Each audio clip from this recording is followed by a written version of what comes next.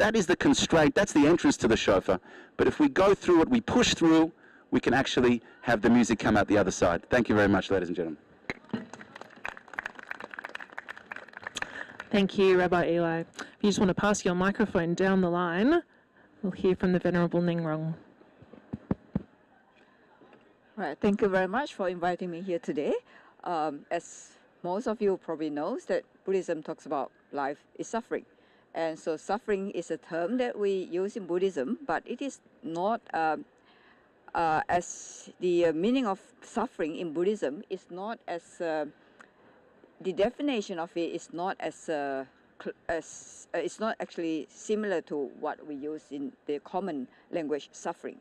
So in the Buddhism term, we use the word dukkha, which encompasses impermanence, imperfection, dissatisfaction, frustration, stress. So it has a wider connotation than just the common word suffering. So before we touch on the word suffering, before we go on a bit more on the suffering, there are many religions in the world, and all of us wish to find a happier life, a more peaceful life. So in other words, if we think about all religions that we have, whether it's a native religion or civilized religion or the religions that we have, deep in our heart, we do feel that there are imperfection in life. And that's why we are looking for something better. And so, same thing in Buddhism. The Buddha, when he was young, he was a prince. He had a very comfortable life in the palace. But he do feel that sometimes the mind is restless. A lot of time you find that your wishes are not fulfilled. Things doesn't go according to your will. There will be frustration to be with people that you dislike, sadness when we have to have separation with our beloved one. There are a lot of all these things that's happening in our life. So what is the meaning of life, and how can we make our life a better one? And it is through his practice that he realized that the cause of suffering actually comes from our ignorance and attachment. So what does it mean by ignorance? We tend to cling on to things that we like and hope that the good state that we have can last as long as it can. But the problem is, the universal law is, everything is subject to change. So in other words, the things that we are clinging on are variables. In fact, we ourselves are variables. The things that we are clinging on are variable. But when we see a very beautiful items, an iPhone or an iPad or whatever new things that we have in the shop, our friends has got it, we want it. And that urge of wanting make you drive you crazy. And that's why we can see that when there's a new iPhone that's being released, people line up in the middle of the night outside the Apple shop. You think about it, when you grow older, maybe think about, why am I so crazy lining up there in the middle of the night? It was so cold and it was raining. But you think about it, at that time, that urge is just, I must have it. I want to be the first one. When the Apple shop open, I'm the first one to get it. But then you think about this phone that you have on your hand. How long does it last? The technology changed so fast that every 2 years you have a new phone. Are you going to line up outside the Apple shop every 2 years, waiting in frustration? But when this urge comes, we just forget about that these things is not permanent. Do we really need to spend that time and energy doing that? If we think about the iPhone 7 that I'm having, is still workable, and I didn't even finish using all the apps and all the functions. Why do I need to use the iPhone 10? And if you let go that thoughts that I must have this iPhone 10 now, and say I can wait till when the price goes down a bit, and I can get a cheaper one, and it's still good. Let other people try out and find out the faults first, and a better version is to be released. And you'll be more relaxed. So, in other words, it's this clinging to what we want and feel that I must have it, and that stubbornness in clinging onto it that cause suffering. But if we are able to understand that things are subject to change, it is not permanent. Either we change our mind ourselves, or the things has changed. So if it doesn't come at the time that we want it, just be a bit more flexible with it, and just have the patience to wait for the right time to come. You will be more at ease. And so it is this ignorance about impermanence that actually causes suffering. And because of not understanding impermanence, we tend to attach and cling to our expectation and thought that has to be this way. And that's where it gives us more frustration. But if we are able to understand that it will change, even if, for example, you didn't do very well in your study, or you hope that you have some money now, but it doesn't come, we just understand that we need to work hard and wait for the opportunity, or wait for you to save enough for the right conditions to mature, and that things will come through slowly. We will just have to work for it. And so if we are able to understand that, then you understand that suffering is not permanent. Happiness is not permanent as well. The suffering that we have may be because we have been wasting our time right from the beginning of the term, week 1, week 2, week 3, week 4, week 5, until you realize that you can't understand what the lecturer is teaching, especially for first year, second year students, when you find that you haven't studied these subjects in high school. The concepts are very new, and we are very, everything at the uni are so new, and we are not able to, we just feel everything is blur. And by the time when you start to understand a bit more about the campus life, it's already week 7 or week 8. Exams is coming, and you find that in the lecture hall, you just don't understand what the lecturer is talking about. And that's where we find that it is very stressful. So we understand that in semester 1, we didn't do well because we actually missed the early part of the semester in making sure that we keep up with the study. So in semester 2, we start to find remedy to make sure that we put in constant effort, keep up with the study, and then you find that in semester 2 you can be better. So in other words, failure is not permanent. Same thing, success may not be permanent as well. You did very well in semester 2, you thought, okay, now I think I got it. And then in the second year, in the first semester, you thought, oh, I did well in the first year semesters too. I think I should be okay now. And you start to lag off, then you find that the results will fall again. So in other words, constant effort and constant supplying of the right causes and conditions can lead to our success.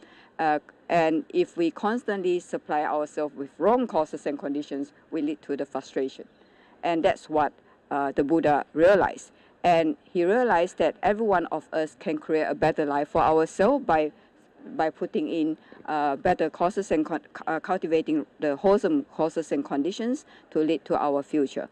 And so Buddha is just, in Buddhism, Buddha is only a teacher to us, someone who realized what actually causes suffering, and that every one of us can practice and reduce this suffering.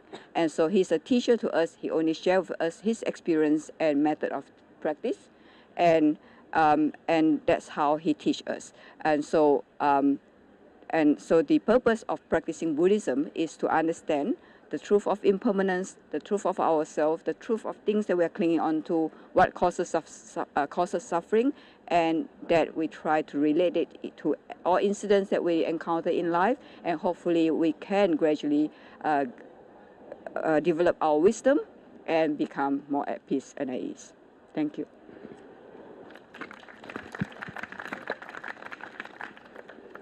Hi, my name's Lily. Well, I think you only need to live in the world for a short amount of time to realize that it's full of suffering and pain. From my own life recently, a good friend of mine's wife died recently at the age of 41 due to an undiagnosed heart complication, and she leaves behind 4 children. My friend Pearl was topping the year in law at Sydney University until she was hit with chronic fatigue, and now she can only sit upright for an hour each day, and the doctors don't know what to do for her.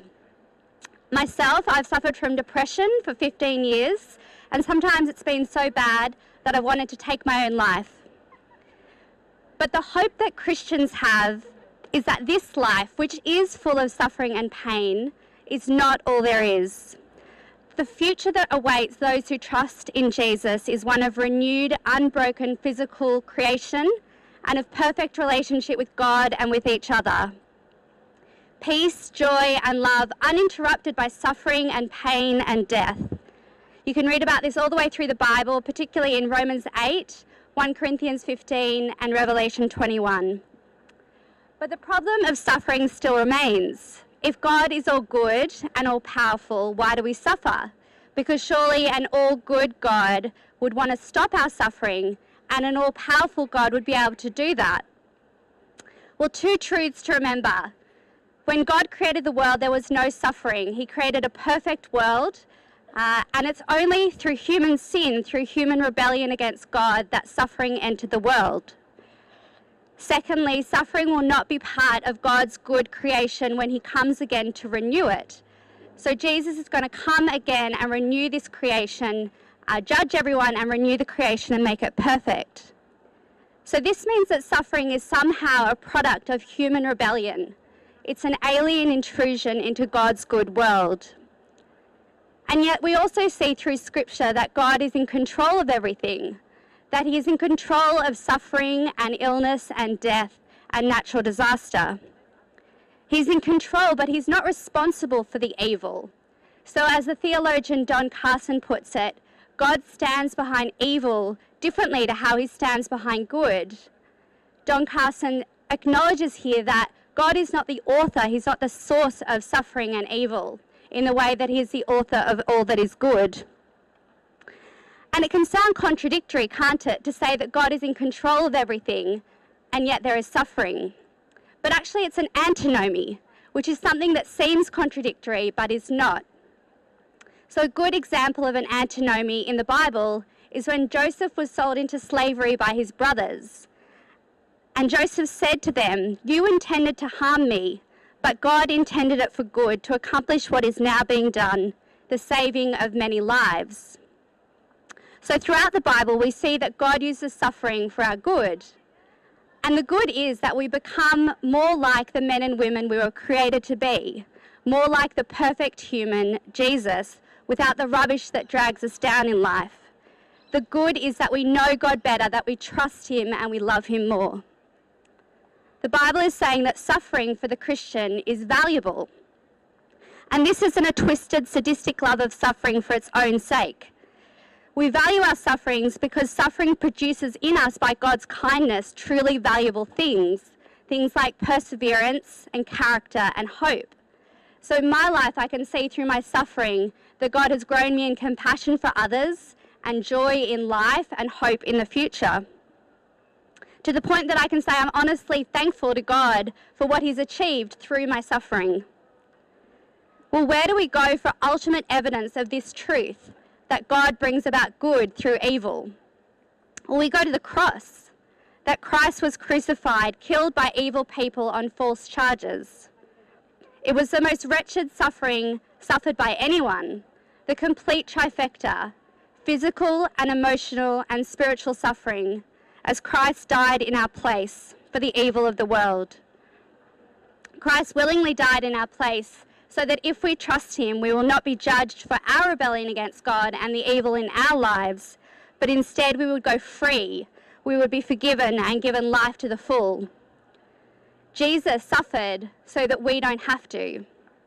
God used the ultimate evil for our ultimate good. Well, there was a time a little while ago when I was very depressed and everything was an effort. But I had a flicker of hope, and the thought that gave me hope was this: it ends well. I was reminded that I have a perfect, suffering-free eternity to look forward to. My life story ends well, with victory over rebellion and suffering and death. The Bible says that our suffering will seem light and momentary compared to the eternal glory we will enjoy with God in the new eternal creation. But what about now, when the suffering doesn't seem light and momentary? Well, God hates suffering so much that he sent Jesus to do something about it completely. But in the meantime, we're allowed to cry out to God. We're allowed to get angry about rebellion and suffering and illness and death. The God of the Bible invites us to approach him with our doubts and our fears and our frustrations. In the midst of suffering and pain, there is good because God is completely good. In God's patience, he's waiting to return to make everything perfect and waiting for more people to come to know him. In his powerful goodness, he is using our suffering for our good. In his overwhelming love and grace, he is working to save and secure us for a perfect eternity. And in Jesus, God knows what it is to suffer, and so he is able to comfort us in our suffering. I'll just end with the words from a song by Edward Shalito. It's called Jesus of the Scars. This is the last stanza. The other gods were strong, but you were weak. They rode, but you did stumble to a throne.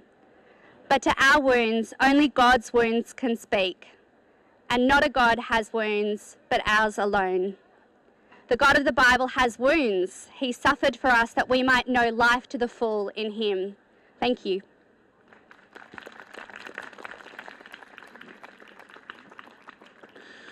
Hi everyone. I might just remain seated because it's easier for me to read the laptop.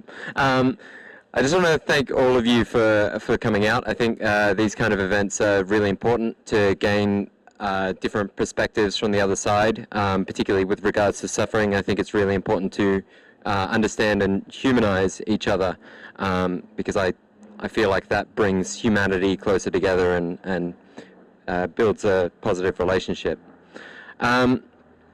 So I wanted to speak to you about suffering in two respects. How our beliefs impact our view on suffering, and also how we go about addressing suffering. So the other speakers here thankfully agreed that there is suffering in the world. Happy that's not a controversy. But I'm also aware that a lot of them seem to believe that suffering is inherent in the world or inherent to human nature. That man causes suffering, that it's a part of human rebellion, that free will entails it, that we need to suffer to understand or become good. I've spoken to some Muslim friends of mine who believe it's a test. And then there's some people as well that believe that it's part of God's plan. Intrinsic in all these ideas is a sense that suffering will never fully be resolved, or that it shouldn't be resolved. And this is problematic to me because it can cause apathy and inaction, leading to complacency. Yet even this is better than the twisted karmic sense that some imply of suffering, that is deserved or good for us, or who suggest that we can only overcome it by distancing ourselves from the world or our loved ones. Many of these approaches are akin to victim blaming, telling people that they are the problem.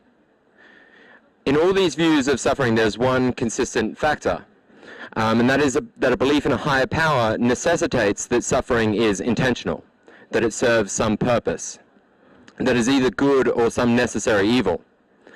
And this is why many religious views tolerate it or even see it in a positive light. Suffering, a thing which by its very nature should be abhorrent to moral people. Atheists don't believe suffering has a purpose. They don't stand by and excuse it. Suffering is not a good thing. And while I recognize the growth some experience from suffering, as some of the other speakers discussed, or this constraint leading to music and the resilience we develop, while this is sometimes the case, it is not necessary, and there are certainly people that suffer needlessly. Inherent in atheism is this idea that there is no God who planned this suffering, nor anyone but us to resolve it, which is why atheists seek to eradicate suffering, while religions often seek to excuse it. Humans must fix the problem of suffering, and they have been. The world has largely become a better place, and suffering is being alleviated. It has been a slow and ongoing battle that still has a long way to go, but I believe that we can continue to overcome suffering. It's not really intrinsic to atheism to hold this view, but the evidence does show that there's a reduction in hunger and poverty and infant mortality and these sorts of things. And this is because of the power of humanism, both from religious and secular charities and organizations. And I don't think atheists take great issue with the humanitarian works that religious organizations or people do, and perhaps they even recognize the motivational power and organization that religion offers. However, there's a number of great secular charities doing some good work as well. The Red Cross, the Brighter Brains Institute, Oxfam, Anti-Malaria Foundation, Doctors Without Borders, UNICEF, Kiva, the list goes on. And even on a local level, our uni group managed to raise $1,000 for some of these charities in semester one, and we had just another charity barbecue just last week. And the good thing about these charities is, unlike the religious charities, they're legally obligated to show their accounting books so that we know how much money goes towards charitable causes rather than building churches or proselytizing, or in the case of the Catholic and Anglican Church, spending millions of dollars opposing gay marriage in Australia. This is why secular charities consistently have lower overheads, with the vast majority of the money reaching the charitable cause. So at the very least, we can establish that religion is not required to do good. So how is the atheist approach superior? Well, I'd invite you to pay close attention here, as this is where it really gets to the core of things. See, atheists believe that we should help people by caring for them and trying to alleviate their suffering through scientifically proven methods. And that's all there really is to it. So how's this different? Well, in atheism, humanity is the highest moral priority, and science and reason the epitome of rationality. Atheists help their fellow man out of empathy and compassion, and do these things through the application of science and reason. And I'm not going to sit around and pretend that religious people don't do that as well, or that religion is the cause of all suffering. I'm not saying those things. But what I will say is that inherent to religion is that man is not the highest moral good, but that God is. And that is how we get extremist Muslims justifying the beheadings of critics of Islam, how Christians justify anti-LGBT sentiment, how Buddhists kill Muslims in Burma, and why Catholics end up protecting pedophilic priests from being outed. And take that last example. Do I think that every Catholic priest hiding or excusing pedophilia is evil? No. But they are all convinced that the house and the word of God is more important than the well-being of children. And that's why religion often finds itself entangled in and perpetuating suffering. It doesn't aim to better humanity for humanity's sake. It doesn't care first for its fellow man, but first for God. Religion does not do good for good's sake, but good for God's sake. And while religious institutions and people have still been charitable and aided in suffering, their approach will always be corrupted by the fact that they do it not by putting humanity first, but by putting God first. And I'm not saying that every atheist will be a good person or have the same, idealistic view towards humanity that I do. I'm saying that it is neither through faith in some higher power, nor through atheism that we will alleviate suffering, but a belief in humanity as the highest moral priority. And that is secular humanism. Thank you. Thank you very much. I've got a few questions written down here, so while you're thinking about the questions that you'd like to ask the panellists, I'll start off. First one for Thomas and Eli, because I think the two ladies in the middle answered this one already. What do you think is the cause of suffering? Where does it actually come from?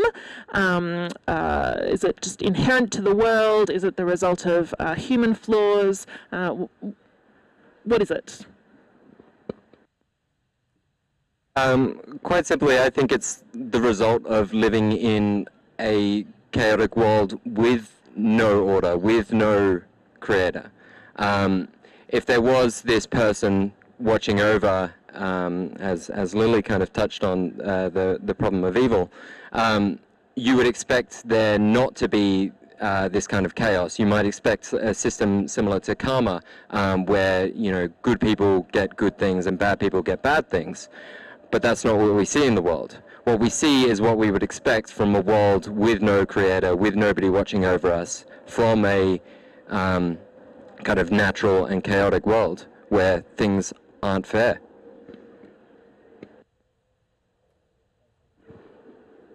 Hello, hello. Thank you.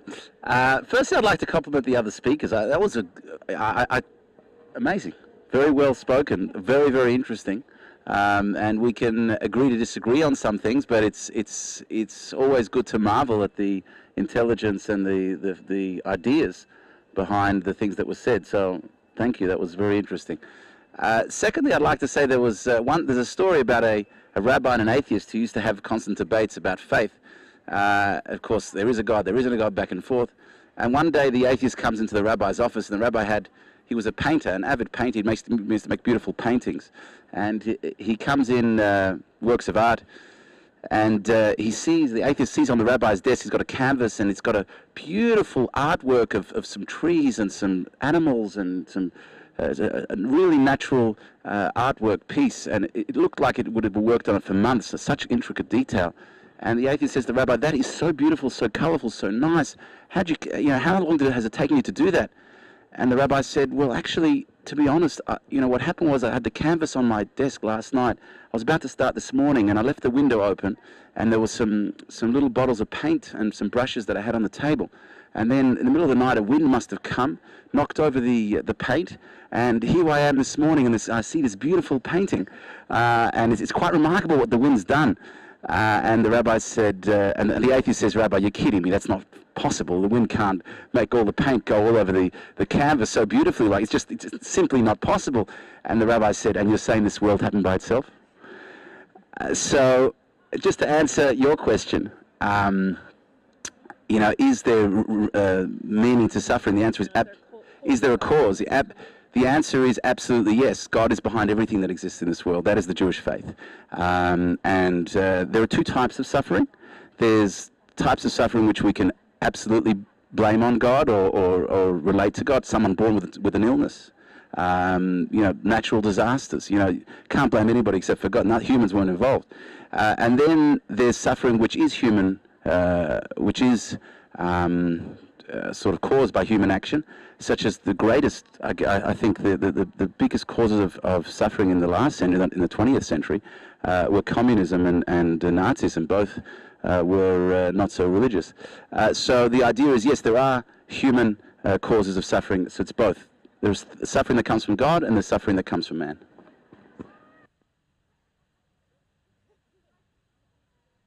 Hello? Yep, I'm back.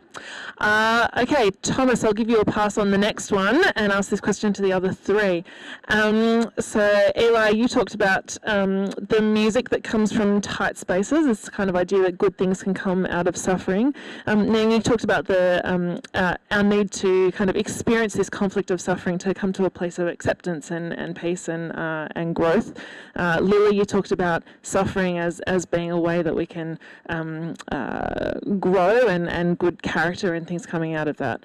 I guess if we think that there is good that comes out of suffering, is it appropriate or morally correct for us to be trying to limit other people's suffering?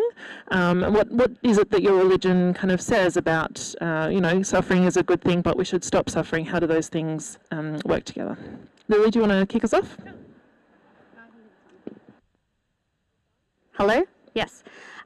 So Jesus is both the founder and the perfecter of the Christian faith. And when he came to earth the first time, he spent a lot of time doing good. He healed people. He taught people great truths about himself and about God. He created, before that, the Old Testament spoke of the people living in the shadow of death. And he came to bring life and life to the full. Ultimately, he says, though, there will always be suffering in this world. I would disagree with Thomas that ultimately people will work out how to stop suffering entirely or even in the majority. I think suffering will always exist. And Jesus acknowledged that suffering will exist because people will continue to be sinful, which is just a way of saying people will continue to rebel against God, to trust themselves rather than trust God. And so people will be greedy and selfish. They won't give money to people who need it, all that sort of thing. But Jesus came so that there would be a chance to be part of a new creation that would be free of suffering.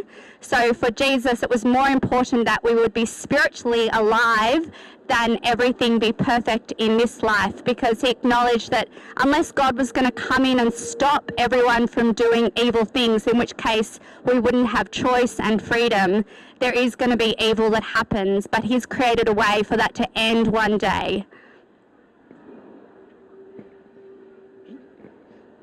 Right, when we talk about suffering, we don't mean that we should intentionally make ourselves suffer. What we have said just then is that suffering comes because of our ignorance and craving and attachment. So so we need to understand that in fact we can free from suffering. So it's not necessary that everyone has to make yourself suffer in order to be peace. If you are wise enough, you will be at ease.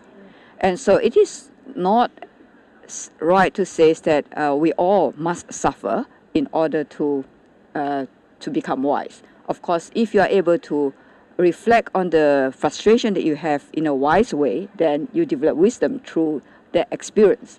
But then if you are able to be more relaxed and be able to understand the truth, then you find that you yourself free yourself from suffering.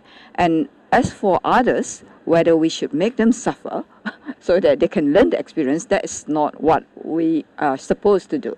We should understand that in fact everyone caught themselves or trapped themselves in frustration because of their ignorance, not understanding the reality of things. And so as a person who should, as a Buddhist, we should have this compassion of helping others to be at ease. And so we should have a sense of sympathy, kindness, and compassion, and try to share or guide them in understanding that just learn to be a bit more relaxed with the situation, learn to have less desire, learn to have less jealousy, arrogance. You find that you'll be more at ease. So it's trying to guide them through the teachings that we hope that everyone can be free from suffering. So it's not necessary putting someone in suffering and help them and hope that they develop through that, but rather we should try to help everyone to be free from suffering. Thank you. What I'm gonna say is similar to what the other speaker said. We look to the Bible, as Jewish people, we look to the Bible for guidance. We believe that God gave it to us in order to give us guidance as to how to live our lives and how to see life. And so the Bible is full of commandments to clothe the naked, to feed the hungry, to alleviate any suffering that we see. So it's very clear in the Bible that God is saying, I've created this world, I've created suffering, but I'm also asking you to alleviate it. And Judaism sees the relationship between God and humanity. And it's interesting how Thomas was mentioning about humanity being like the top of the pyramid. And he was taking sort of issue with the fact that we religious people see God as the top of the pyramid. Judaism sees God and humanity as in a partnership. That God creates the world, and then he says, I've given you this world, it's clear in the Bible, I've given you this world, and I want you to perfect it. So the idea is God says, I've created this world, I've created some flaws in it, and I want you to fix it up.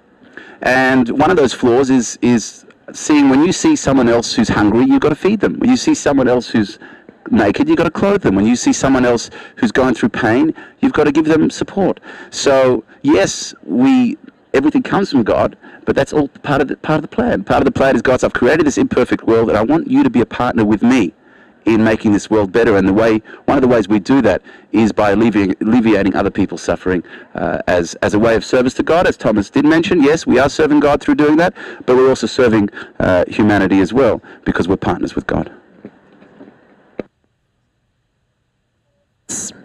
Do any of you have questions for each other before I throw it open to the floor? Thomas, you've been taking lots of notes down there. You got questions you want to ask people?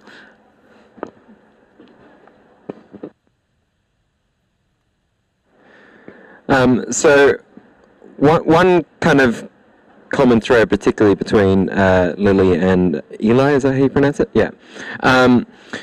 Is this idea that God created suffering? No, I didn't say that. Okay. Can I say that? Yes. In any other kind of example where that's the case, in the world, we hold those people accountable. That's what the whole kind of justice system is built on. These people perform an act that negatively impacts other people, and we consider this morally reprehensible, and we try and hold those people accountable for their actions. And I think from an atheist perspective, that's one of the kind of oddest things about religion, is that instead of holding God accountable and somewhat, I guess, resenting him, as some of the philosophers of past have, for the suffering that's in the world or the suffering that they themselves are experiencing, instead of holding him accountable for that, they turn to him and worship him, sort of hoping for this afterlife of bliss and without suffering. And I'm just wondering, why is this different for you with God than it would be if a person was causing suffering? Why do you treat him differently? Yeah, I don't think God creates suffering. Thank you. So Lily makes a good point. There's some suffering which God doesn't create. As I said before, there's human-made suffering, but there are, things like someone born with a terminal illness. I'm not going to blame them. I'm going to blame God. Now, the question is, why would God do that? And why don't we hold God accountable for that? There's a story of a person who comes in. He's like a tribesman from I guess from a third world country. He's never really been in touch with Western civilization, and somehow he ends up stumbling on a city, and he walks into a building. And he sees some men wearing white coats, and they're standing around a human, a person who's knocked out, lying on a table, and they're cutting him up. And he walks in and he screams and he shouts, "What's going on? I mean, this is savagery. I mean, the people are standing around cutting this person up. What are they going to do next? Are they going to eat him?" And he's so distressed by what he sees, and he doesn't know what to do. And then someone explains to him, "No, this is actually a hospital, and the people standing around cutting up this person are actually surgeons, and the person is a patient he's got an illness and a disease, and the surgeons are actually saving his life." One of the verses in Psalms, actually in Isaiah, says that God says that just as my thoughts are greater than your thoughts, so are my ways greater than your ways. One of the things we as Jewish people believe about God is that we are limited by the finite. God is infinite, and we'll never truly understand God's ways. We can understand some of God's ways, but we can't understand all of God's ways. And just like the person who walks into the hospital and sees the patient being chopped up, doesn't really know what's going on until they're explained that this is actually a hospital and we're saving that person. So too, some of the things that God does, I as a believer will never understand. I will never understand why a child will be born with cancer. I don't understand it, and I cannot understand it. But what I do know is that God is doing that for a reason. I may never understand what that reason is. All I can know is turn to the Bible and say, in this situation, what does God want me to do? And in this situation, God wants me to alleviate that person's pain as much as possible, to help them heal as quickly as possible. If they can heal, if they can't heal, keep them comfortable. So the Bible doesn't give us all the answers to understand all of God's ways. And we can argue with God, and Libby mentioned that. There are great people in the Bible who argued with God and said, why do bad things happen to good people? And they didn't necessarily always get the answer. But what we do know is God is in charge. Everything that's happening does come from God, and we have a clear instruction that when we see suffering, we have to try and alleviate it. And yes, how do we reconcile the fact that God's in charge and that he's allowed or created the suffering, and yet we worship him? And that's what you were asking. How can you worship an entity that's causing pain? And the answer is because that entity is the creator of everything that exists, and sometimes we don't see the bigger picture.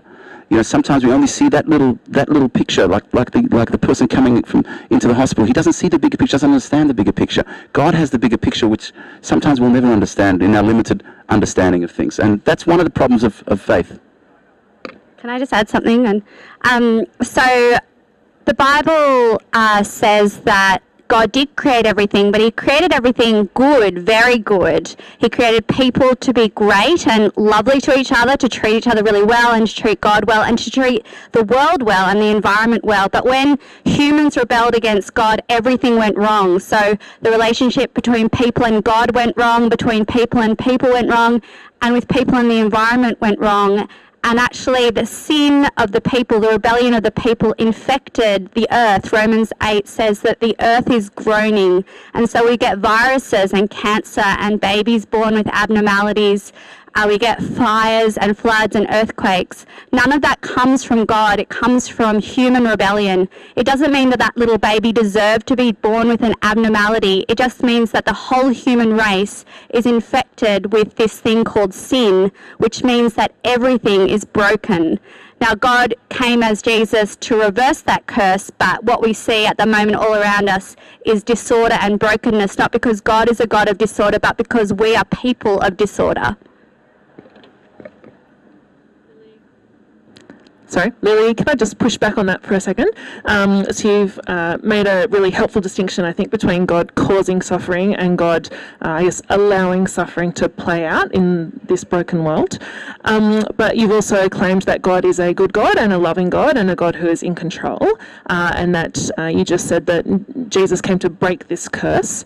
If that's the case, why doesn't God just step in and stop the suffering? Because suffering's awful and horrible and we don't want it. Why is a loving God not doing that? Yeah, I think that's an excellent question. And I mean, part of the answer is what Eli was saying, and the Bible does affirm that we don't know everything about God's ways, which makes sense. If we knew everything about God's ways, we would be as high as God, which is not the case. But I think when you try to look for alternatives to God's solution for suffering, which I've said is Jesus, alternatives would be that God would stop you, all of us, everyone in the world, from doing anything bad or evil or anything that would cause suffering, in which case he would be controlling all of us, because none of us by our own will do the right thing all the time. So God would have to be controlling us, taking away our choice, taking away our freedom, and I don't think any of us would want that, and I don't think that's a very real way to have a relationship with human beings, which is what God wants.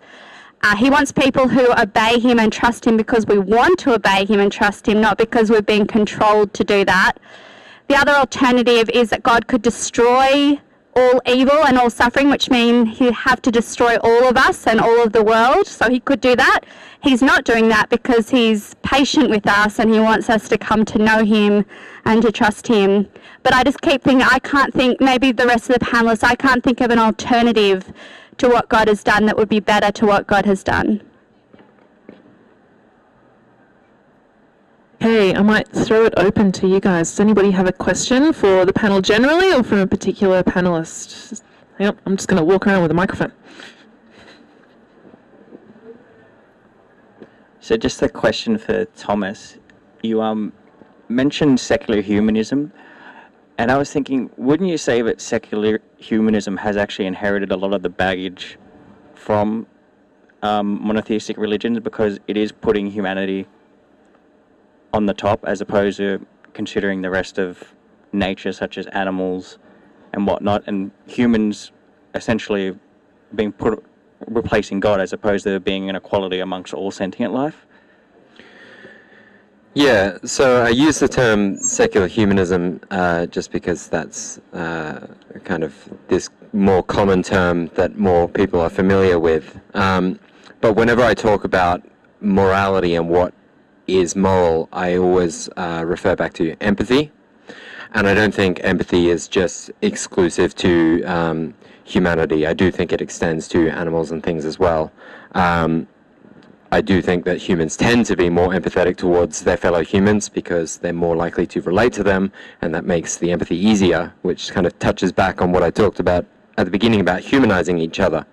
And I think a relationship with animals would help you sort of, in a strange way, humanize animals, you know, become more empathetic towards them. I fully accept your point.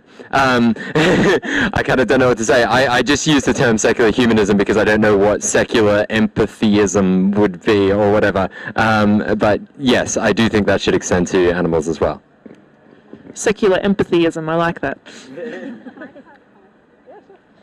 So I was wondering this, what do you make of evil people and people who do the wrong thing by people? I would have thought if there's no meaning to anything, maybe survival of the fittest would make more sense than loving each other. We certainly, as a human race, don't do a very good job of loving each other. Can you give some comment on that? So I certainly wouldn't say there's no meaning to anything, maybe no like prescribed meaning from some greater kind of power. In terms of survival of the fittest, every species alive today is the fittest iteration of that species. The fact that humans are empathetic and social creatures is because this helps us survive. Psychopaths, murderers, thieves, they don't survive as well. Greedy people, yes, they don't tend to survive as well in a social species. So you see, not just in humans, but in bonobos, in other kind of pack animals, that they need to be empathetic and care about one another, and they need to protect one another, sometimes at the cost of themselves. And this is principally why I think we are empathetic and why we do tend to be good towards each other.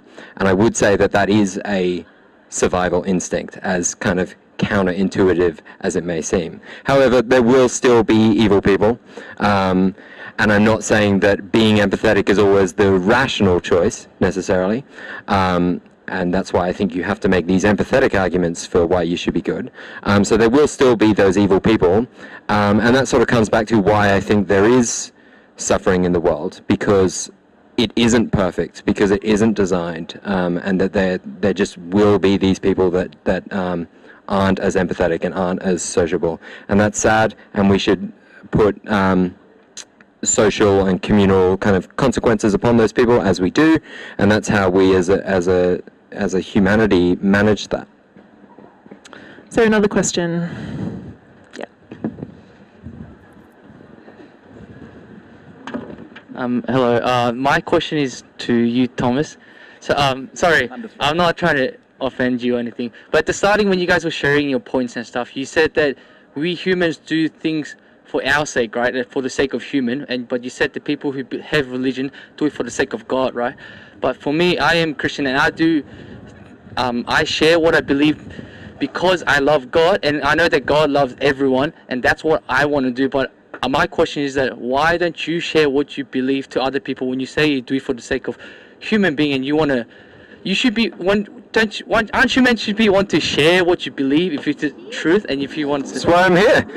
That's why I'm here. Also on Thursday, you will find me on Wally's Walk. I'm doing a stall where I'm talking with the other students on campus about what they believe and why, and what I believe and why I believe it's important. So I've done this. This is my 4th year doing this in a row. I've also extended opportunities to Christian Union and to the Catholic Society and stuff like that to talk with them and to meet with them.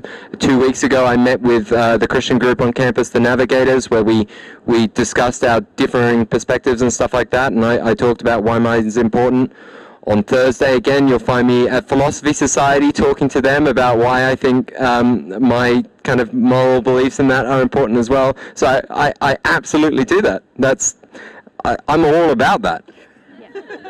I respect that, because I've never seen anyone do it to me, or because for me, I share it a lot with other people, because I believe what I believe is the truth, and that's what I love to do, because I know that God loved me and He has saved me. That's what I want to share with other people, because I want other people to know that. But I don't know. Maybe it's just a biased view, but I just never seen anyone do it except you. Well, I'm happy I got the opportunity to. One of the things I have said before as well is this is one of the most important questions, right? If it is true, and it clearly impacts the lives of a lot of the people here on the panel and here in the audience as well. So I believe it's a really important issue to talk about, and I think more people should be talking about it. So I agree. I think there was 2 questions over here. Okay. Thank you. So this is a question posed to the rabbi. So correct me if I'm wrong, but you said that suffering in some respects is kind of caused by God. Is that correct? I found it interesting because I would have thought that kind of understanding of God as being the one that causes suffering is more associated with Islam. Because, correct me if I'm wrong about this, but my understanding of Islam, just to degree of understand it, is that suffering or anything is all willed by Allah. God's absolutely sovereign everything. So I was wondering, are you suggesting that that your understanding of suffering from the Jewish perspective is very similar to Islam, or are there any differences that between those two faiths on something that perhaps overlooked at all? How do you reconcile those two? Thank you for your question. Just to put things in historical context, Judaism started 3,300 years ago. Islam's about 800 years old or 1,000 years old. Christianity's 2,000 years old. So Judaism's around long before the other monotheistic religions, and a lot of the other monotheistic religions took things from Judaism. I mean, Christianity, is built on the Jewish Bible and adds a whole New Testament. In Islam, it's very similar. A lot of the Jewish ideas are built on within Islam. A number of the stories, if you read the Quran, are similar to the Jewish ones, change a few characters. So talking about the Jewish perspective on God is that God is the source of all there is. One sentence, God is the source of all there is. If there's suffering in this world, God is the source of it. Nothing that exists in the universe exists without God, because He's the source of all there is. So that's the answer to your question. Yes, if it exists in the universe, it comes from God. If Islam, I'm not an Islamic theologian, I can't tell you much about Islamic theology or Christian theology, but if Islamic theology agrees with Judaism in that, well, that's great. Doesn't that make God the source of evil?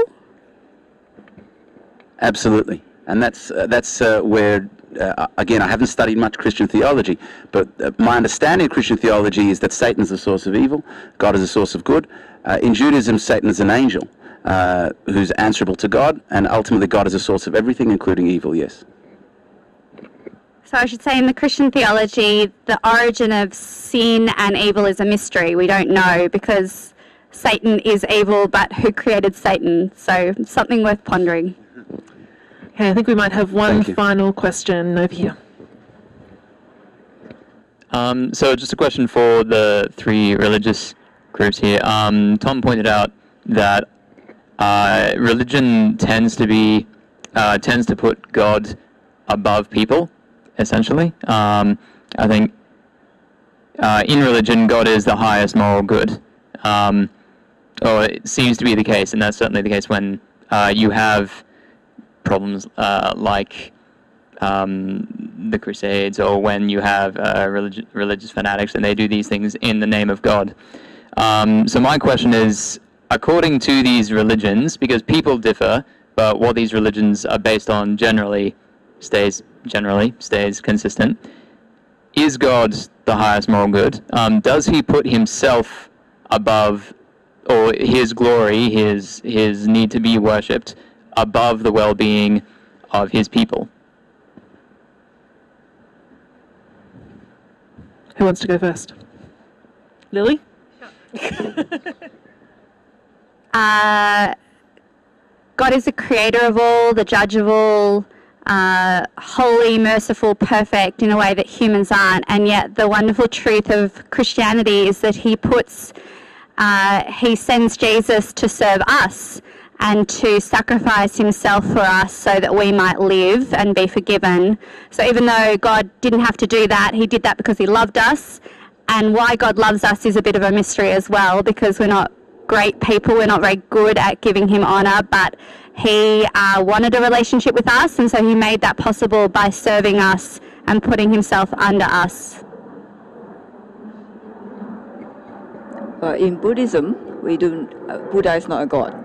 So Buddha is just a teacher and a person like all of us, but has purified himself and freed himself from greed, hatred, ignorance.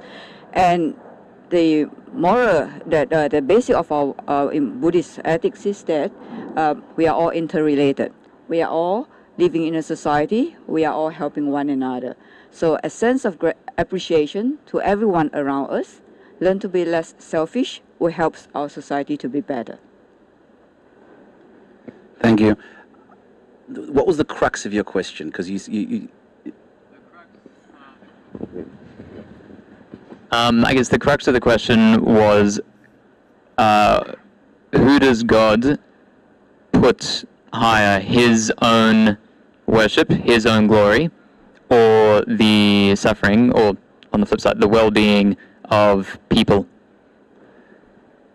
Okay, so from a Jewish perspective, they're one and the same, which means to say that we believe that this universe was created with a purpose. Everything that exists in the universe is a manifestation of God. God created everything that is, including suffering, including everything, absolutely everything, and that it's all part of a plan, which means to say when God wants us to worship him, it's not just because he wants us to worship him, but it's all part of a plan that when we worship him, it's actually good for us as well. And that's so to see when I pray to God, and I do it 3 times a day. I do it for an hour every morning, do it for an hour every evening. So we do a lot of praying as religious people. And when I pray to God, I don't see it as me and God as 2 separate entities, but God is the source of all that is. And therefore, when I'm praying to God, I'm connecting to the essence of the universe. People talk about, they talk about karma and the universe, and if they don't believe in God, they believe in the universe. From a Jewish philosophical perspective, it's one and the same. I hope that answered your question. I have one final question for all of you. Thomas, you've already mentioned that on Thursday you'll be on Wally's Walk talking to people. If people here today have further questions or want to continue these conversations, where is the best place to find you or someone who can continue those conversations with them?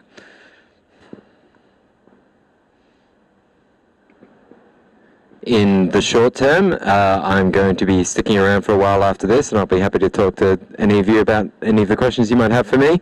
On Thursday, you know where to find me, Wally's Walk. I'll be there from about 10:30 till 1.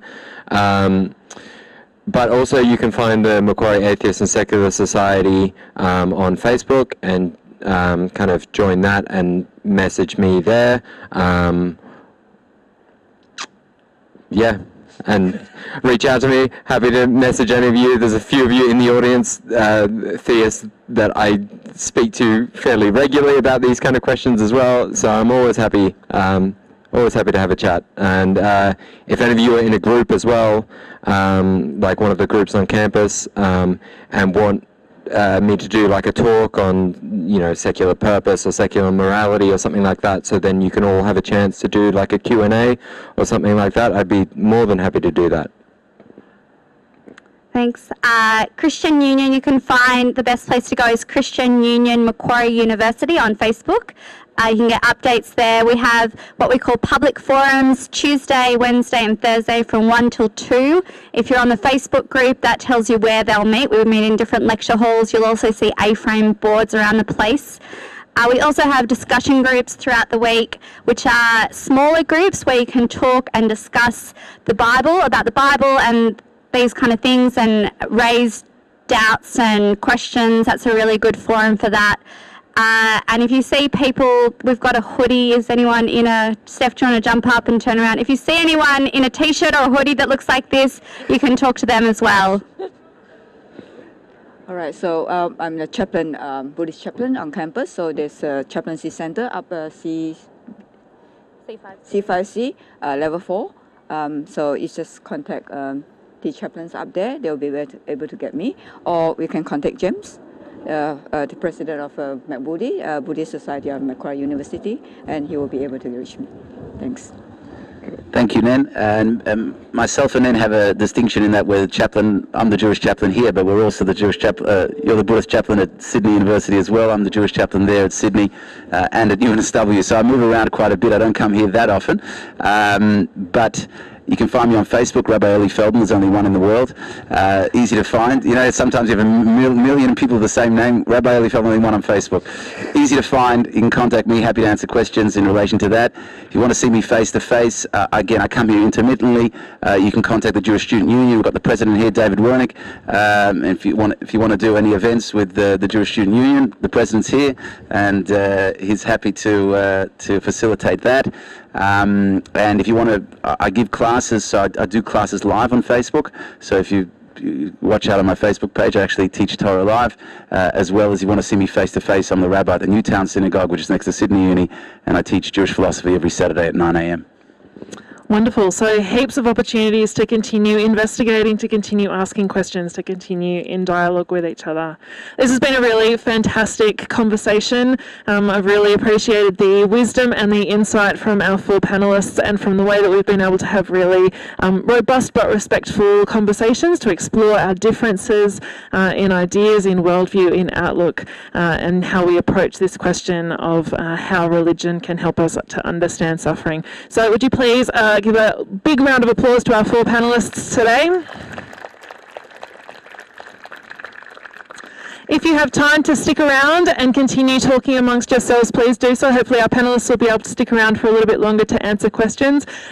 If you can, it would be great to meet someone who is here who has a different religion or worldview to you, make a new friend, start a new conversation, and hopefully we will see you all at various events around campus and at the Interfaith Dialogue next year. Thanks very much for coming.